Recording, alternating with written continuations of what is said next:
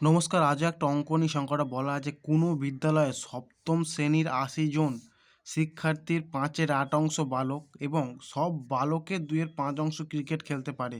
কতজন ক্রিকেট খেলে? উত্তর হবে ২০ জন। বলছে ৮০ জনের মধ্যে ৫/৮ বালক আছে এবং সেই বালকদের আবার ২/৫ ক্রিকেট খেলে। একা শর্টকাট আমরা করলে একা তাড়াতাড়ি করতে হলে ৮০ গুণ প্রথমে ৫/৮ প্রথম যে অংশ গুণ ২/৫ করলে এতে কাটাকুটি করে ৫ ৫ কেটে যাবে, ৮ ১০ ৮০, তাহলে আর কত হবে? ২০ জন হবে। ৫ ৫ কেটে গেল, ৮ ১০ ৮০, তাহলে ৮ ১০ দুগুণে ২০ জন। এটা কী করে হলো? প্রথমে কি বলেছে? ৮০ জন শিক্ষার্থী। তা ৮০ জনের মধ্যে প্রথমে ৫/৮ বালক বের করবো আমরা। তা ৮০ গুণ ৫/৮,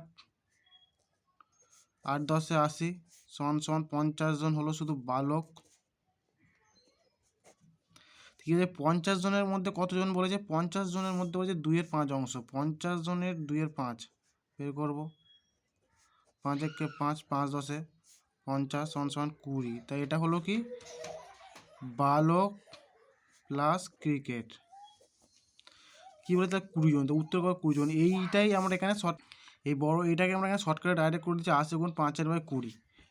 এই অঙ্কটা হলো, কিন্তু এর থেকে আবার অন্যরকম এই অঙ্ক এটা থেকে অন্যরকম উত্তরও চাইতে পারে। অনেক সময় বলে দিতে পারে যে টোটাল শিক্ষার্থীর মধ্যে কত পার্সেন্ট খেলে ক্রিকেট, কত পার্সেন্ট? মোট ২০ জন তো ক্রিকেট খেলে, আর শিক্ষার্থী বলেছে ৮০ জন। তাহলে কী করবো? ৮০/২০ গুণ ১০০ করে দেবো। তাহলে আমাদের পার্সেন্টেজ ২০ একে ২০, ৪ ২০ ৮০, ৪ ২৫ জন ১০০, তাহলে কত? 25% হবে ক্রিকেট খেলে।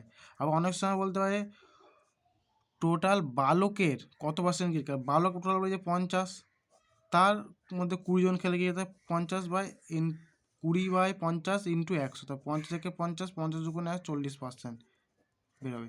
যদি বলে টোটাল শিক্ষার্থী কত পার্সেন্ট? 25% হবে। আর যদি বলে টোটাল মোট বালকের কত পার্সেন্ট হবে? 40%। দুরকম এর থেকে এরকম ৩টে অঙ্ক পড়তে পারে। এই একটা এর থেকে ৩ রকমভাবে অঙ্ক আসতে পারে। আশা করি সব বুঝতে পেরেছো।